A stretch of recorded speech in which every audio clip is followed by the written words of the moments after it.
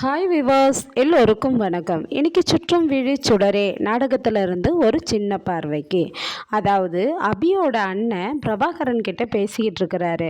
அந்த வெற்றி என்ன நினச்சிட்டு இருக்கான்னு தெரிலங்க சார். வீட்டுக்கு வந்து சுடருக்காக எல்லாம் தீபாவளி கொண்டாட்டம், பொங்கல் இது மாதிரி செலிப்ரேஷன் பண்ணி சமையல்லாம் சமைச்சு போட்டு வான வெடிக்கைலாம் வெடித்து இது மாதிரி பண்ணிகிட்டு இருந்தான் அப்படின்றாரு.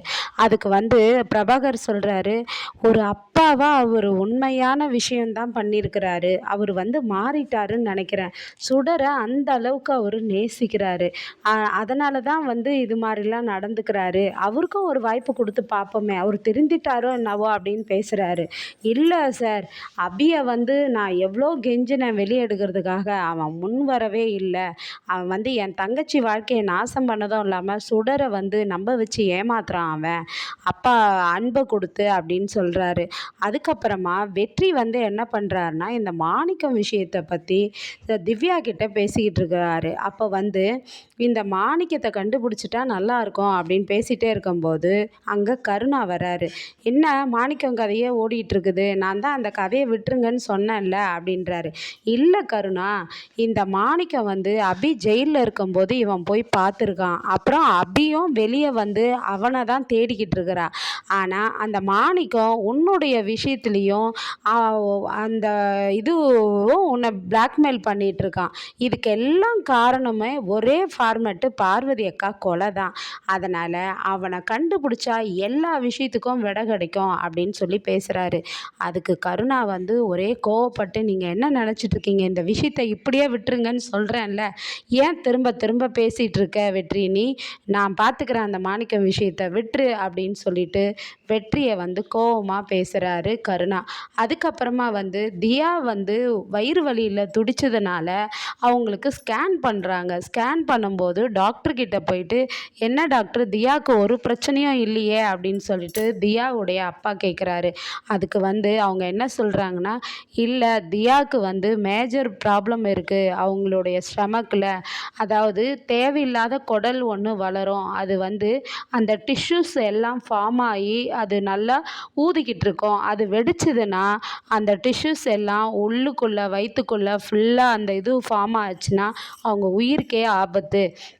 அதனால் இப்போவே நம்ம கண்டுபிடிச்சிட்டோம், 15 நாளுக்குள்ளே தியாவுக்கு ஆப்ரேஷன் பண்ணி ஆகணும்னு டாக்டர் சொல்லிடுறாங்க. ஆனால் நிறைய பணம் செலவாகணும் சொல்லிடுறாங்க. அதனால் வந்து என்ன பண்ணுறாருன்னா, வீட்டில் வந்து அபியோடைய அண்ணன் தியாவுடைய அப்பா தியாவையே பார்த்துட்ருக்கிறாரு. தியா இங்கே வாமா அப்படின்னு சொல்லி கூப்பிடுறாரு. என்ன டேடின்னு கேட்குறாங்க. அப்பா இந்த மாதம் சம்பளம் வாங்கி நீ கேட்ட பொம்மை எல்லாம், இது காரு எல்லாம், நிறைய டாய்ஸ் எல்லாம் வாங்கி தரேன் அப்படின்னு சொல்கிறாரு. சரிங்க டேடின்றாங்க.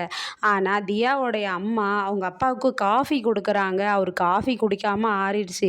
ஏங்க காஃபி குடிக்கல, ஆறி போகுது பாருங்கள், சீக்கிரம் குடிங்கன்றாங்க. அதுக்கு அவர் வந்து ரொம்ப கோவப்படுறாரு. எந்த நேரம் பாரு டீ காஃபி சோறு இதுதானா உனக்கு தெரியும் சரளா, இதெல்லாம் எடுத்துக்கிட்டு அப்படி போ, நான் கடுப்பாக இருக்கிறேன்னு சொல்லிட்டு வெளியில் போயிட்டு புலம்பிக்கிட்டே இருக்கிறாரு.